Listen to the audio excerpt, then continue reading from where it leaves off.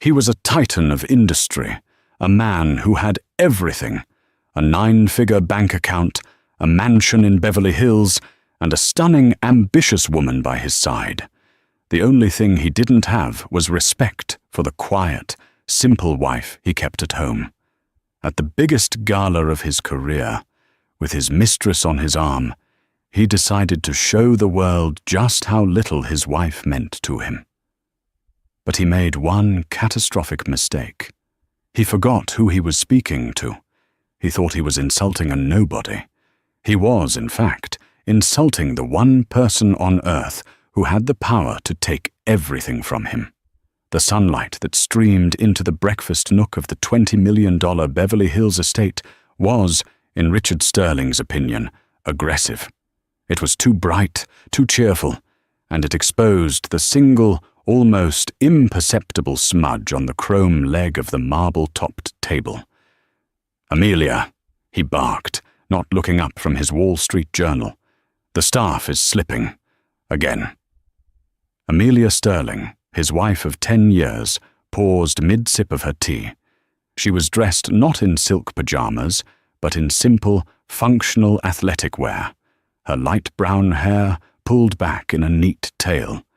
She looked like a woman preparing to run errands, not the wife of the man Forbes had recently dubbed LA's new real estate kingpin. She glanced at the smudge. "I'll speak to Maria, Richard. It won't happen again. See that it doesn't." Richard turned the page, the crisp paper sounding like a small thunderclap in the cavernous, silent room. He was the CIO of Vanguard Developments, the fastest-growing luxury commercial real estate firm on the West Coast. In 5 years, he had turned a modest boutique firm into a multi-billion-dollar juggernaut, with skyscrapers altering the skylines of Los Angeles and San Francisco. He looked across the table at his wife. She was fine. Pretty, in a quiet, forgettable way. She kept the house running with an almost obsessive efficiency. The parties were perfect, the staff was immaculate, smudges notwithstanding, and she never, ever bothered him with trivialities. She was the perfect high-quality background furnishing for his high-velocity life. But God, she was boring. His phone buzzed on the table. The screen lit up. Chloe. A slow smile spread across Richard's face. He picked it up. "Sterling." "Richie, darling." A throaty voice purred on the other end. "I'm looking at the press release for the gala tonight. You're listed as the keynote speaker. They're calling you the Visionary." "Are they?" "Well, they're not wrong," Richard said, leaning back. He caught Amelia's eye. She was looking down at her teacup, her expression unreadable. He felt a familiar, petty spike of annoyance. She never asked about his work. She never seemed impressed. "You're going to burn that stage down, baby," Chloe said. "I just picked up my dress. It's that red Versace. The one you liked." "The one with the slit," Richard murmured, his mind wandering. "I'm looking forward to it. You'll be at my table, of course. Front and center, where I belong. Text me a picture of the dress," he said, and hung up. Amelia quietly placed her cup in its saucer. "Was that Chloe? Your assistant?" "Executive assistant," Richard corrected her automatically. "And yes, she's finalizing the details for the Sterling Achievement Gala tonight. It's the biggest night in Vanguard's history. We're honoring our top partners." "I know. I have my dress ready." Richard sighed. "Amelia, about that. I need you to blend in tonight. It's a business event. A lot of high-stakes players will be there. I need to be focused on networking. I'll have Chloe with me to handle the introductions and manage my schedule." Amelia's gaze finally lifted. Her eyes were a very clear, very pale grey. "You mean you want me to sit quietly and not embarrass you?" Richard bristled. "I mean, I don't want you distracting me. You know how you get quiet. People think it's rude. Chloe understands the energy of these events. She's a shark, like me." "A shark?" Amelia repeated, the words flat. "I see. And what am I?" Richard finally folded his paper and gave her his full attention. He felt a surge of dominance, the same one he felt when closing a 9-figure deal.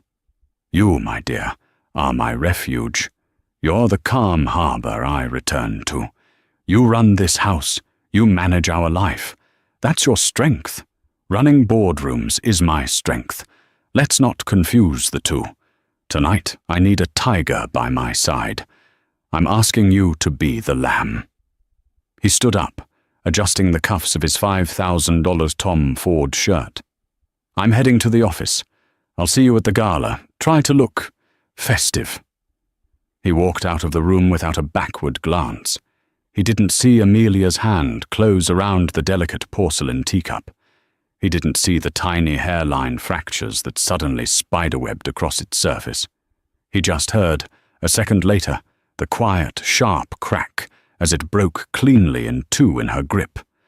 Amelia looked at the two perfect halves of the cup in her hand. She didn't flinch, didn't show a flicker of pain as a bead of blood welled up on her palm. "A lamb," she whispered to the empty sunlit room. "Interesting." She rose, calmly rinsed her hand in the sink, and wrapped a napkin around the small cut. Then, she pulled out her own phone, a simple, nondescript model. She didn't call a friend. She didn't call a lawyer. She opened a secure messaging app and typed a single message to a single contact labeled M. Harrison. The message was simple. "Initiate the Storm Protocol. Effective tonight, 10 p.m. Pacific." The reply was instantaneous. "Confirmed, Madam Chairwoman. Are you certain?" Amelia looked at the smudge on the table leg that Richard had pointed out. She looked at the broken cup. She thought of the red Versace dress. "I am absolutely certain. Let them have their party. It will be their last." The Sterling Achievement Gala was not just a party. It was a coronation. Held in the grand ballroom of the Beverly Wilshire, it was a sea of black ties, flashing diamonds, and the hungry, bright-eyed smiles of people who either had power or desperately wanted to be near it. The press line was 30 deep, flashes popping as senators, tech billionaires, and Hollywood royalty made their way inside. Richard Sterling was the epicenter of it all. He stood on the mezzanine, a glass of 25-year-old Macallan in his hand, soaking it in. Every banner, every custom ice sculpture, every $1,000 floral arrangement bore the sleek, silver V of Vanguard Developments, his company, his empire. "You look like a king," Chloe whispered, linking her arm through his. He looked at her and grinned. The red Versace dress was magnificent. It was less a garment and more a statement of intent, leaving absolutely nothing to the imagination. Her black hair was slicked back, her red lips full. She was a tiger, just as he'd said. She was a weapon. She was a trophy. "You clean up well yourself, Ms. Davis," he murmured, his hand landing possessively on the bare skin of her lower back. He scanned the room for Amelia. He spotted her near a quiet alcove, speaking to one of the catering managers. She was wearing a dress of muted, elegant silver. It was a Carolina Herrera, modest, almost severe in its simplicity. She looked lovely, Richard supposed, but in the way a statue is lovely, cold, distant, and utterly overshadowed by the vibrant, living color of Chloe. He felt a sting of irritation. Couldn't she try to look like the wife of a titan? Couldn't she at least pretend to be excited by his success? A reporter from the Los Angeles Times business section approached him, microphone in hand. "Mr. Sterling, an incredible turnout. Vanguard has truly reshaped the LA skyline. What's the secret to your Midas touch?" Richard beamed, puffing out his chest. He launched into his favorite topic, himself. It's simple, really. Vision.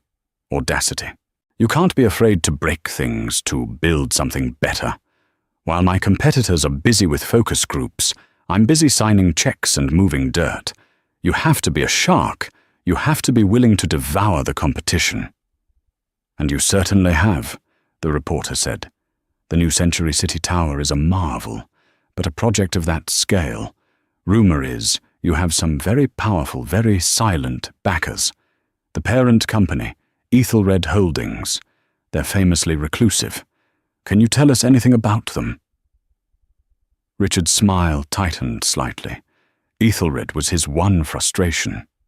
They were the money, the deep, bottomless well of capital that funded his vision. He'd never met the board. All his dealings were through a proxy, a stiff British lawyer named Marcus Harrison. They approved every proposal, they wired every dollar, but they remained infuriatingly anonymous. Ethelred knows a good investment when they see one, Richard said smoothly. They provide the fuel, I provide the engine. They're smart enough to stay out of my way and let me drive. And speaking of your team, the reporter pressed, gesturing to Chloe, you clearly value a dynamic partner. Ms. Davis, you're always by his side. Chloe preened. Richard needs people who can keep up, people who see the future the way he does. It's an honor to be his right hand. And what about your wife, Mrs. Sterling? The reporter asked, craning his neck to spot Amelia, who was now dutifully checking a seating chart near the entrance. What role does she play in your success? This was it. The moment. Richard felt the scotch, the adrenaline, the worship in Chloe's eyes. He looked at Amelia, standing there looking like a prim administrator, and then at Chloe, who looked like a goddess of fire. He felt a wave of contempt so strong it was almost intoxicating. He wanted to draw a line.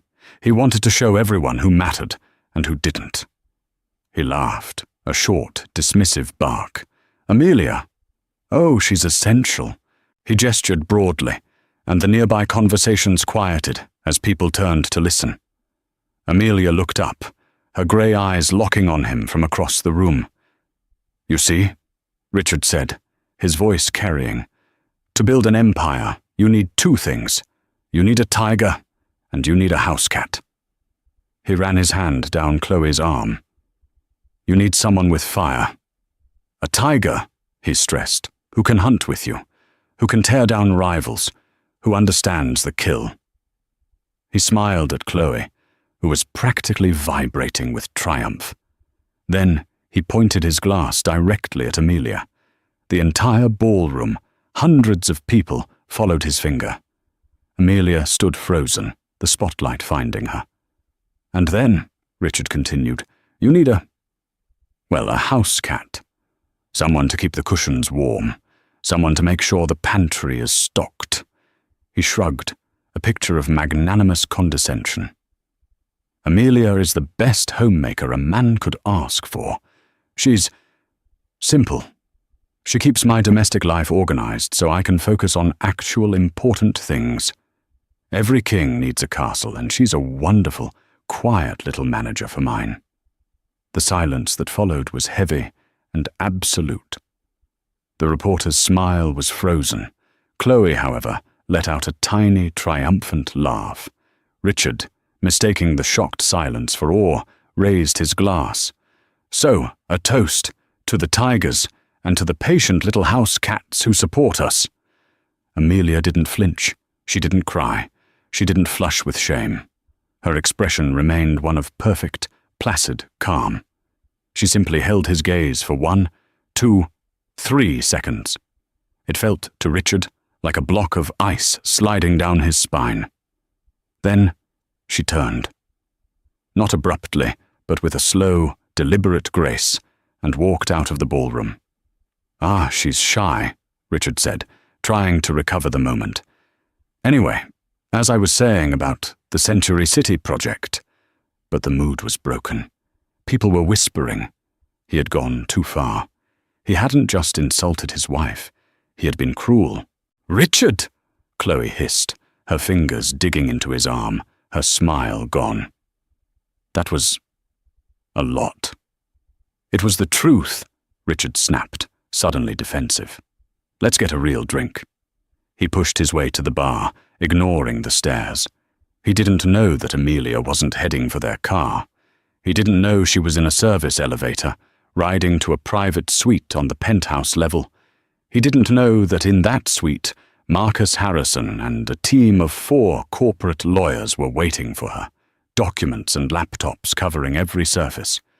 "It's done," Amelia said as she walked in, shedding her silver wrap and tossing it onto a chair. Her face, so calm and placid downstairs, was now carved from granite. "He did it? The public insult?" Harrison asked, his voice grim. "He called me a house cat in front of 200 of our partners and the press," Amelia said, sitting at the head of the table. "He toasted me for being simple." The lawyers winced. 10 p.m., Harrison said, checking his watch. "The protocol is live, Madam Chairwoman. The first locks are engaging now." Amelia nodded. "Good. Freeze everything. Vanguard developments, his personal accounts, the joint accounts, the credit lines. Everything. I want him to wake up tomorrow morning as the man he truly is. A man with nothing." Richard woke to the agonizing sound of a leaf blower. His head felt like it was full of wet cement, and his mouth tasted like the bottom of an ashtray. He fumbled for his phone, groaning. It was 9:30 a.m. He'd come home drunk and belligerent, celebrating his triumph with Chloe. Amelia's car had been gone, and her side of the bed was untouched. Good. He was in no mood for her silent judgment. He checked his phone. 17 missed calls from his CFO, David Chen. 3 from his head of construction. A dozen texts. "Richard, call me. It's an emergency." "Where are you? The Ethelred lines are frozen. Our main accounts are locked. I can't make payroll." "Richard, what the hell did you do?" Richard sat bolt upright, the hangover vanishing in a wash of icy panic. "What?" He dialed David Chen. The man picked up on the first ring. "David, what is this? I'm just seeing your texts." "Richard, thank God. What did you do?" "Ethelred just called in our entire revolving credit line. They're citing a breach of confidence clause. All of our operating capital is frozen. All of it, Richard." "What? They can't do that." Richard threw off the sheets and strode to his home office. "It's a glitch. Call Harrison. Call their finance department." "I have," David screamed, his voice cracking with panic. "I've been on the phone since 6 a.m. Every Ethelred contact has gone dark. Their lines are disconnected. Their emails are bouncing. It's like the entire holding company vanished. And Richard, it's not just the corporate accounts." "What do you mean?" Richard said, his hand shaking as he tried to log into his laptop. "My security team just called. Your access codes to the Vanguard mainframe were revoked at 10:01 p.m. last night. So were mine. We're locked out of our own company." "That's impossible." The login screen on his laptop flashed. Access denied. My God. My God. Richard's blood ran cold. He tried his personal bank, a private account with Goldman Sachs, where he kept his liquid play money. He entered his password. A new screen popped up. "Account frozen. Please contact a banking representative." No. He tried his American Express Centurion card. He called the number on the back. "Mr. Sterling," a polite, automated voice said, "your account has been suspended by the primary account holder." "What primary account holder?" "I'm the primary account holder." "The primary account holder on this corporate account," the voice clarified, "is listed as A.M. Sterling, Ethelred Holdings." Richard dropped the phone.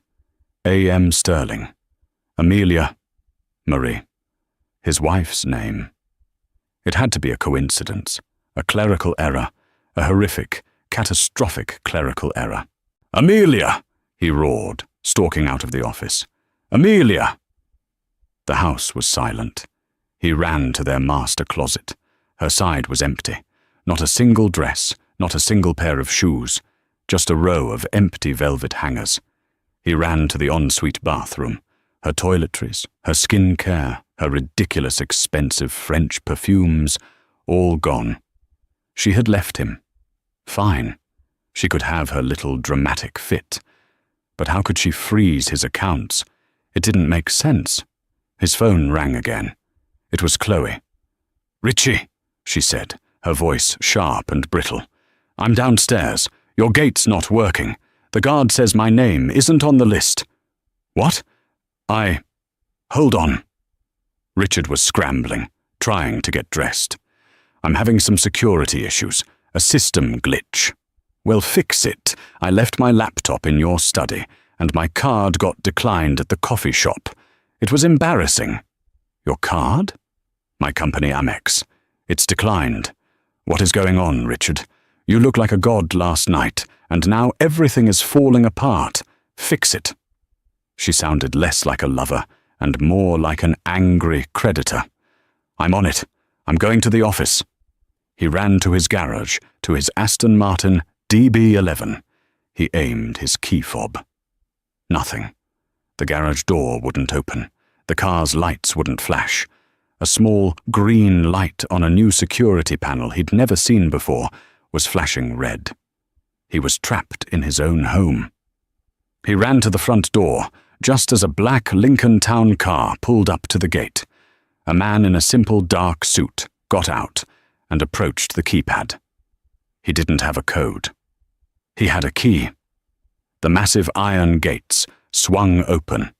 The man, who Richard didn't recognize, walked calmly up the stone path, carrying a briefcase. He didn't ring the doorbell. He used another key to open the front door. "Who the hell are you?" Richard bellowed from the top of the stairs. "This is private property. I'm calling the police." "That won't be necessary, Mr. Sterling," the man said, his voice placid. He placed his briefcase on the foyer table. "My name is John Fields. I'm with the private security team hired by the owner of this property." "I am the owner of this property." "No, sir, you are not," the man said simply. "This property, along with the vehicles, the art and the furnishings, is owned by a private trust managed by Ethelred Holdings. As of 10 p.m. last night, your residency privileges were revoked." Richard stared, his mind unable to process the words. A trust? What trust?" "You are being asked to vacate the premises. You will be allowed to take your personal effects, clothing, toiletries, and so on. My team will escort you. A car will be provided to take you to a hotel of your choosing, for which you will have to provide payment." You can't. This is my house. I bought this house." "The purchase, sir, was made by the Ethelred Trust on your behalf," Mr. Fields said. He was clearly unbothered by Richard's rage. "A courtesy, which has now been rescinded." "Amelia? Did Amelia do this? This is her, isn't it? It's a divorce tactic. It's illegal." "I am not at liberty to discuss Mrs. Sterling," the man said. "My instructions are simply to secure the property. You have 1 hour to pack a bag." "Or what?" Richard sneered, trying to find his footing, his bravado. Mr. Fields looked up at him, his eyes completely neutral. "Or you will be removed for trespassing, Mr. Sterling. And I assure you, you do not want the press, who are already gathering outside your gate, to get a picture of that." Richard's head snapped toward the gate. Chloe was gone. In her place were 2 news vans. The first tremor was over. The earthquake had begun. The next 48 hours were a descent into a bureaucratic hell. Richard, humiliatingly escorted from his own home with a single suitcase, was dropped at the Beverly Hilton. When he tried to check in, his personal credit cards were all declined. Every single one. He was forced to use the last $3,000 in cash from his wallet to secure a room for 2 nights. He sat on the generic king-sized bed, his world spinning. This wasn't a divorce tactic. This was an execution. He spent the entire day on the phone. His lawyers, a high-powered team from Skadden Ops, were baffled. "Richard, we've reviewed the Vanguard organizational charter," his top lawyer, Ben, said, his voice tinny over the speaker. "It's ironclad. You're the CEO, but you have zero equity. Your entire compensation, your bonus structure, even your ownership stake, it was all synthetic, tied to performance, and granted by Ethelred. They are the sole shareholder. We've never seen a structure like this." "What does that mean?" "Synthetic," Richard yelled. "It means you own nothing.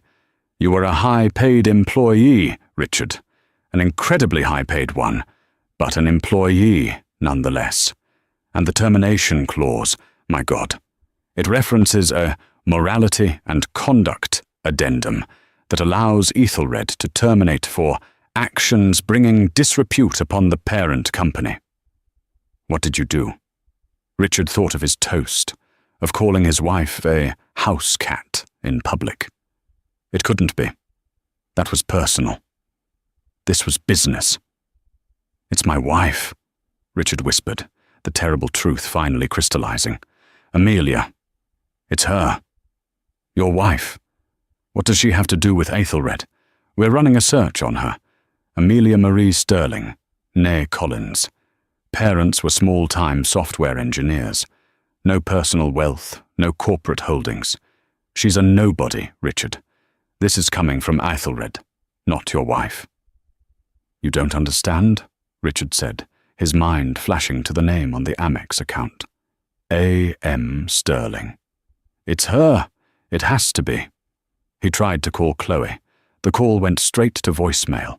He sent her a text. "My accounts are frozen. It's a temporary hostile move by my partners. I need a place to stay and some cash." Her reply came 3 hours later. "Richard, I can't. My job, my reputation. I was your assistant. I can't be seen with you while this is happening. I'm sorry. I have to look out for myself. I've already been contacted by Ethelred's lawyers for an exit interview." He threw the phone against the wall. She had been his tiger, and at the first sign of blood in the water, she was gone. The news broke that evening. Vanguard CEO Richard Sterling fired. Stock of partner companies in free fall. Ethelred Holdings cleans house in shock move. What happened at the Sterling Gala? His name, his face, was everywhere. He was no longer the visionary. He was a disgrace. His phone blew up, but not with calls of support. It was vendors demanding payment, contractors whose work sites had been shut down, employees, his former employees, who were now jobless, cursing his name. David Chen called him one last time. "They're liquidating Richard," David said, his voice hollow. "They're not replacing you. They're dissolving Vanguard developments, selling off the assets. Everyone's fired. 10,000 jobs gone. All of it. The whole thing. It was just a house of cards." Richard was suffocating. 10,000 jobs. His legacy, his towers, all gone. Because he insulted his wife, it still didn't add up. The power was too vast, the punishment too absolute. A wife, even a vindictive one, couldn't wield this kind of corporate power. On the third day, his money ran out. The hotel politely informed him his room key would be deactivated at 11 a.m.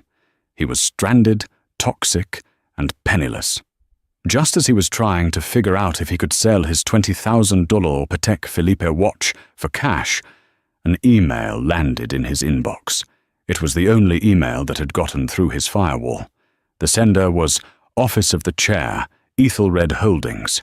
The subject, Mandatory Summons to General Meeting. The body of the email was brief. "Mr. Sterling, you are hereby summoned to the Ethelred Holdings Executive Headquarters at 1000 Avenue of the Stars, 44th floor, on Friday, October 20th, at 10 a.m. sharp. Your presence is required to finalize your termination and discuss potential legal actions. A car will be waiting for you at your hotel." This was it. His chance to fight. He would meet this mysterious board. He would meet the real power behind Ethelred. He would plead his case, threaten to sue, something. He wasn't going down without a fight. He would find out who this A.M. Sterling really was. He put on his last clean Tom Ford suit, the one he'd worn at the gala, now wrinkled from his suitcase. He tried to project the image of the Titan he had been 3 days ago. But as he looked in the mirror, he saw a desperate, terrified man whose world had been pulled out from under him by an invisible hand. The Ethelred Holdings headquarters occupied the top 3 floors of the tallest, most exclusive skyscraper in Century City, one of the few in the skyline Richard hadn't built. The lobby was a cathedral of black marble and smoked glass, silent save for the hiss of the waterfall feature. It was a place of quiet, terrifying, old-world money. It made his own flashy Vanguard offices look like a frat house. Richard gave his name to the receptionist, who regarded him with open, icy disdain. "Mr. Sterling, you are expected." He was led to a private elevator. There was no button for the 44th floor. The security guard used a biometric thumbprint scanner, and the elevator began its ascent, fast and silent. The doors opened directly into a reception area. A severe-looking woman motioned him toward a set of massive oak doors. "They are waiting for you." Richard smoothed his suit jacket, took a deep breath, and pushed the doors open. The boardroom was staggering. It was dominated by a single, 50-foot table of polished obsidian.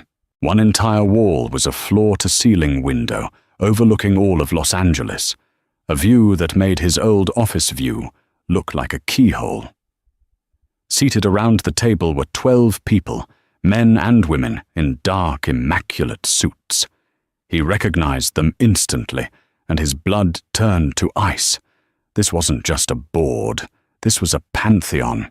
There was Koji Tanaka, the most feared private equity head in Asia. There was Lady Annabel Grayson, who ran the largest portfolio of private assets in the EU. There was General Mark Phillips, retired, formerly of the Joint Chiefs, who now consulted for the world's biggest defense contractors. And at the far end, standing nervously, was Marcus Harrison, the lawyer he had dismissed as a proxy. These weren't backers. These were the people who owned the backers. These were people who could buy and sell countries before breakfast, and they were all looking at him with undisguised contempt. "Mr. Sterling," Marcus Harrison said, his voice clipped. "Thank you for joining us. Please take the seat." He gestured to a single, small chair, positioned in the middle of the room, several feet away from the main table. It was the chair of a defendant. Richard sat, his heart hammering against his ribs. "This is quite the collection of talent," Richard stammered. I wasn't aware." "That's precisely the problem, Richard," said Lady Grayson, her British accent cutting through the air. "You weren't aware of much." "I demand to know what's happening," Richard said, trying to summon his old bluster. "You've ruined me. You've destroyed my company. For what? A joke? A personal issue. This is grossly unprofessional. It's tortious interference." "Unprofessional," Koji Tanaka repeated, his voice soft. "A man who publicly compares his life partner to livestock is lecturing us on professionalism. A bold strategy." This is about Amelia?" Richard said, incredulous.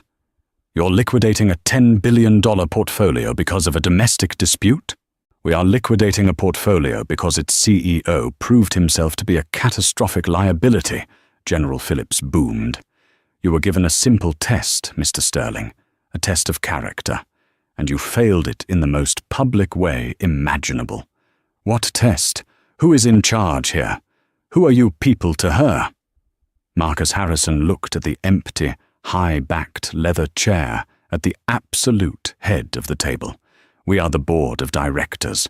We advise. We manage. But we do not rule. Our job is to execute the vision of our founder and chairwoman." "Then I want to speak to her," Richard demanded. "I want to speak to this A.M. Sterling. Where is she? Hiding like she always does." "Our chairwoman values privacy, it's true," Harrison said. "She has always believed that the work should speak for itself. She built this firm from nothing, and her only rule was that her privacy remained absolute. She wanted a quiet life. She trusted us to manage her empire." "But," Lady Grayson added, "she also believed in having a fail-safe. She believed in placing her most valuable assets in the care of someone she could trust implicitly. Someone who, by their very nature, would be underestimated." "What are you talking about?" Richard whispered, a dawning, sickening horror crawling up his throat. "She's not hiding, Mr. Sterling," Harrison said, his eyes moving to the main boardroom doors. "She was simply delayed. She had to finalize the liquidation of your empire." The massive oak doors swung open again. Richard turned. Amelia walked in. But this was not the Amelia he knew.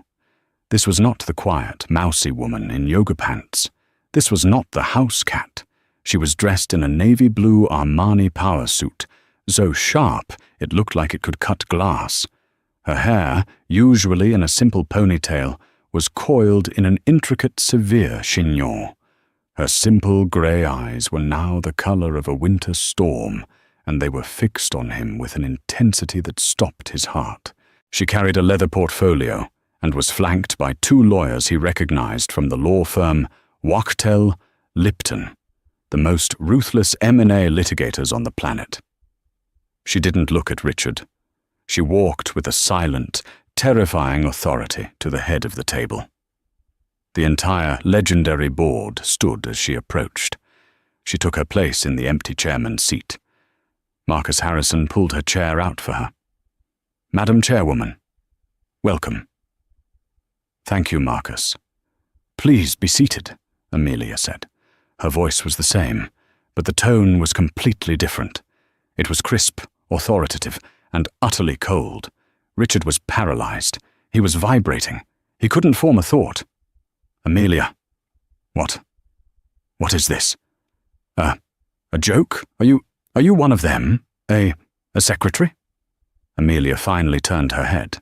She looked at him, not as a wife looks at a husband, but as a scientist looks at a failed experiment under a microscope. "Hello, Richard," she said. "Please refrain from speaking unless spoken to. We have a great deal to get through." She opened her portfolio. "Let the record show," she began, "that on this day the board convenes to ratify the termination with cause of Mr. Richard Sterling, CEO of the now dissolved Vanguard Developments portfolio." Richard finally found his voice. It came out as a strangled gasp. You're A.M. Sterling? You?" Amelia looked up, her expression one of mild annoyance. "Yes, Amelia Marie Sterling. I founded Ethelred Holdings 12 years ago. Vanguard Developments was my pet project, and you, Richard, were my greatest disappointment." The silence in the boardroom was absolute. The only sound was the faint tick-tick-tick of the Patek Philippe watch on Richard's wrist, a watch he now realized she had bought him. "You," he stammered, his mind short-circuiting. "But your parents, you were simple."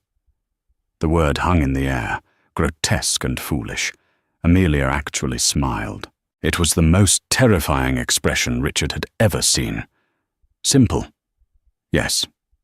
That was the point. "My father didn't just tinker with software, Richard. He designed the core encryption algorithm for the first global-scale quantum network. He sold the patent for a sum that would make your entire net worth look like a rounding error. He and my mother hated the spotlight, so they retired to a quiet life, and they raised me to value one thing above all: privacy. She leaned forward. I took that inheritance, and at 24, I founded Ethelred. I didn't want my name or my face in Forbes. I didn't want to be on magazine covers. I wanted to build. So I created a structure. I hired Marcus, here, and this brilliant board to be the public-facing avatars of the firm. I remained anonymous, the reclusive A.M. Sterling, pulling the strings from a quiet life. And me? Richard whispered, the blood draining from his face.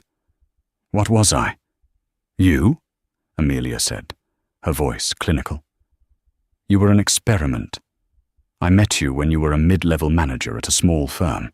You had a spark. You were ambitious, driven. I thought you were brilliant.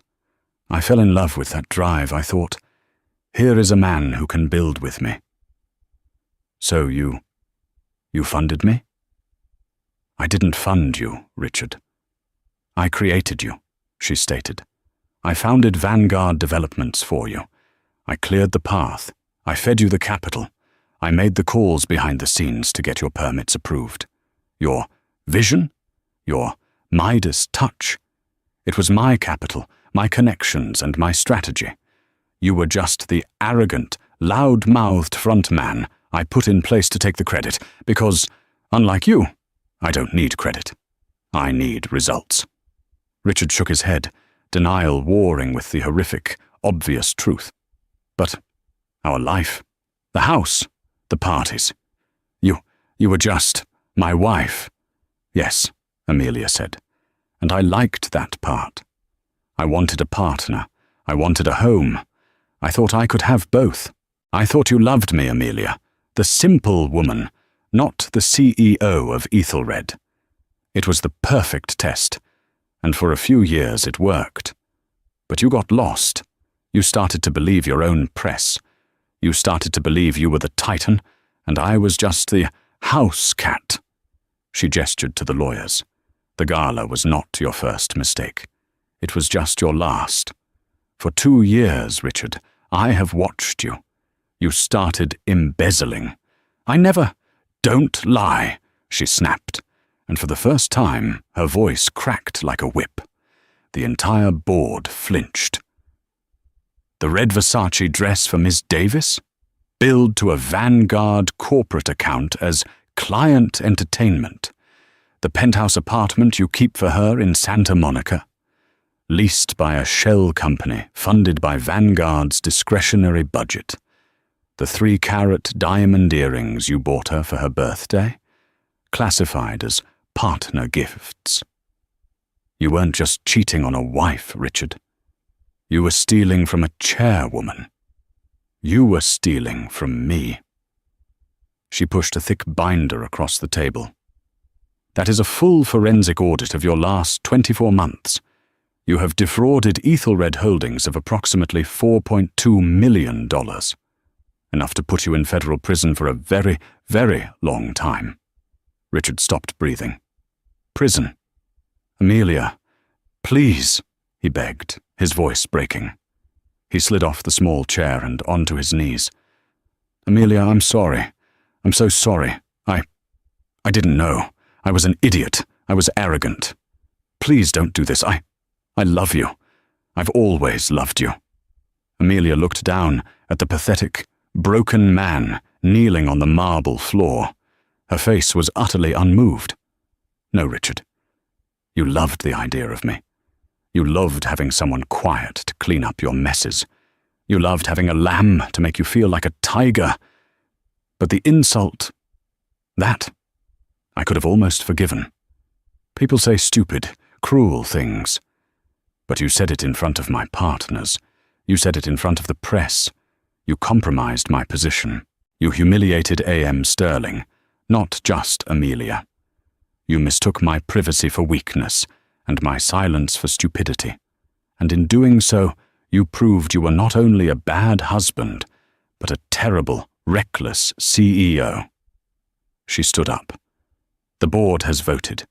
Your termination is effective immediately for cause, citing gross misconduct and felony embezzlement. Ethelred will not be pressing charges. A tiny flicker of hope lit in Richard's eyes. On one condition, Amelia continued, her voice dropping to an icy whisper. You will sign this. A lawyer placed a single document in front of him. It's a full confession and a divorce settlement. You will walk away with nothing. Not the house, not the cars, not the art, not a single dollar. You will admit to the fraud, and in exchange for my silence, you will vanish. You will relinquish any and all claims to my assets, Ethelred's assets, and you will sign a permanent, global, non-disclosure agreement. If you ever speak my name, or Ethelred's, or connect me to it in any way, the full force of this firm's legal team and the U.S. Attorney's Office will come down on you. You will die in prison. Richard's hands were shaking so hard he couldn't hold the pen. You built your entire identity on my money, Richard. Now, you get to see what you're worth without it. He looked up at her, his eyes streaming with tears. Amelia, please, I'm nothing without you. Amelia nodded, a final, chilling confirmation. I know, sign the papers. He grabbed the pen and scribbled his name, his signature a frantic, desperate scrawl. Good, Amelia said. She turned to her security chief. Mr. Fields, escort Mr. Sterling from the building. He is now, officially, a trespasser. Richard was hauled to his feet. As he was dragged past the obsidian table, past the silent, powerful board, he looked back one last time at the woman he'd called his wife. She had already turned away, facing the window that overlooked the city she owned, her city. She was already discussing Q4 projections with Lady Grayson, as if he had never been in the room at all. 6 months later, the cover of Forbes magazine was not a man. It was Amelia. The photo was a stark, black and white portrait. Her grey eyes stared directly into the camera, radiating an intelligence and power that was unmistakable. The headline was simple: The $1 Trillion Ghost. A.M. Sterling steps out of the shadows. The article was the most read story of the year. It detailed the shocking dissolution of Vanguard Developments, exposing Richard Sterling as a profligate and fraudulent CEO who had been living on the genius of his anonymous powerhouse wife. It painted a picture of a woman who had, for a decade, been the most powerful and invisible force in global finance. The story of the gala had become a legend in corporate circles. They called it the Purge. Amelia, it turned out, hadn't just liquidated Vanguard. She had reallocated its assets. She had taken the best projects, the few brilliant but ignored engineers, and the soundest assets, and folded them into a new, leaner, more aggressive company under her direct control, Sterling Core. It was already valued at triple what Vanguard had been. Her days of hiding were over. She was seen at Davos, in London, in Tokyo. She moved through the world not as Richard's +1, but as the titan she had always been. The lamb was, it turned out, the dragon that owned the entire mountain. And Richard, he was a ghost of a different kind. He was living in a 1-200 a month studio apartment in Van Nuys, the paint peeling on the walls. The NDA and the confession had blackballed him from the industry forever. No one would hire him. No one would even speak to him. He had sold his Patek Philippe for rent money, his Tom Ford suits for groceries. He had tried to contact Chloe, but her number was disconnected. He'd heard she'd moved to Miami, trying to attach herself to a new titan. Richard Sterling, the visionary, was now a temp. He was working in the mailroom of a mid-level insurance firm, a job he'd gotten using his college degree and omitting the last decade of his life from his resume. One afternoon, he was sorting mail when he saw the Forbes magazine come through, his replacement's name on the subscription. He stared at Amelia's face. He saw the woman who had shared his bed, the woman who had organized his sock drawer, the woman he had dismissed so completely. He thought of the power, the money, the life. He had held the winning lottery ticket in his hand for 10 years, and he had set it on fire because he was too arrogant to read the numbers. He tossed the magazine into the correct mail slot and moved on to the next one. His hands, which had once signed $100 million deals, now rough and stained with ink. Across town, in the 44th floor boardroom, Amelia Sterling stood before the window. "Madam Chairwoman," her new assistant, Sarah, said, "the team from Goldman Sachs is here to discuss the Sterling Core IPO. They're very nervous." Amelia smiled, a real, genuine smile. "Good. Let them be nervous. Send them in. And Sarah?" "Yes, ma'am?" "Order lunch for the whole team, and have them double-check the air conditioning in the engineering bay. Those new quantum servers are running hot, and I want my people comfortable." "Right away," Sarah said, scribbling a note. Amelia looked out at the city, at the half-finished towers that had once been Richard's. Her new firm was already buying them, refitting them, finishing them her way. She had taken his name off every plaque, every building, every letterhead. She had built an empire, hidden inside it for protection, and been forced to burn it down. But now, from the ashes, she was building a new one. And this time, it would have only one name on the door: hers. Winter in Van Nuys was a dreary affair of cold, persistent rain that made the grey streets look even greyer. Richard Sterling stood under a bus stop awning, nursing a lukewarm coffee from a 7-Eleven. The thin windbreaker he'd bought at a thrift store did little to stop the chill.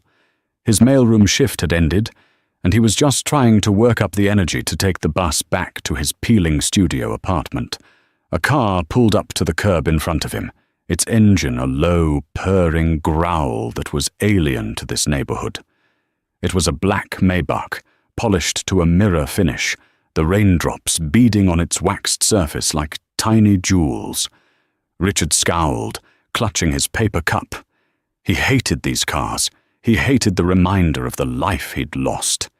He watched, bitter, as a chauffeur in a black suit hurried out to open the rear door with a large black umbrella. A leg emerged, then a figure. It was Amelia. Richard's heart stopped. He physically recoiled, pressing himself against the bus stop's grimy plexiglass. It was her, here, in his gutter. She was wearing a cream-colored wool coat that probably cost more than his entire year's salary. Her hair was down, and she looked sharp, focused, and utterly out of place. She was speaking to her assistant, Sarah, who had emerged from the passenger side. They were pointing at the nondescript 2-story office building beside them. "The acquisition is final, Sarah," Amelia said, her crisp voice cutting through the rain. "I want the new server integration to begin by Monday. This AI algorithm is the final piece for the Sterling Core logistics network." Richard's blood went cold. This building, the one he passed every day. She had bought it. She was here, on his street, expanding her empire into the very last place he'd felt safe from her memory. He must have made a sound, a gasp, a choked curse, because her head turned. Her eyes, clear and grey as the rainy sky, swept past the bus stop. They passed over him, then flickered back, their gazes locked across the 20 feet of wet pavement. Richard stood frozen. He saw it all in that 1 second. The man he was. The man he had become. The cheap coffee, the frayed cuffs, the hollow look in his own eyes. He was a ghost at the feast, and he wanted to scream. He wanted to beg. He wanted to rage. Amelia looked at him. There was no recognition. There was no hatred. There was no pity. There was no triumph. There was nothing. It was the look a person gives a stranger they've accidentally made eye contact with on a train. It was a brief, impersonal flicker of acknowledgement that another human being was occupying space, followed by an immediate and total dismissal. In that single, empty glance, Richard Sterling was not her ex-husband. He was not the man who had betrayed her. He was not even the man she had destroyed. He was just a random, shivering man at a bus stop. She turned back to her assistant, as if he had never existed at all. "Let's go. We're late for the call with the Tokyo board." She and Sarah walked into the building, the chauffeur closing the door behind them. Richard was left alone in the rain, his entire body trembling. The humiliation at the gala, the firing, the eviction. None of it, compared to this. To be looked at with such complete, soul-crushing indifference. He was so far beneath her that he wasn't even worthy of being an enemy. He was simply irrelevant. His coffee cup crumpled in his hand. The bus pulled up, its brakes hissing. He didn't get on. He just stood there, staring at the empty curb where the Maybach had been, soaking in the cold, hard rain. And that's the end of our story. A brutal lesson in why you should never, ever mistake kindness for weakness or privacy for a lack of power. He thought he was the shark in the tank, but he was just a goldfish swimming in her ocean. She gave him the world, and he insulted her in it, so she did the only thing she could. She took it all back. What did you think of Amelia's ultimate revenge? Was it too harsh, or did Richard get exactly what he deserved? Let me know your thoughts in the comments section below. If you love stories about justice, dramatic twists, and powerful characters getting the last laugh, then you've come to the right place. Please hit that like button if you enjoyed this story, and share it with someone else who loves a good dose of drama. Most importantly, make sure you subscribe to the channel and ring that notification bell. We post new, gripping stories just like this every single week, and you don't want to miss what's coming next. Thanks for listening.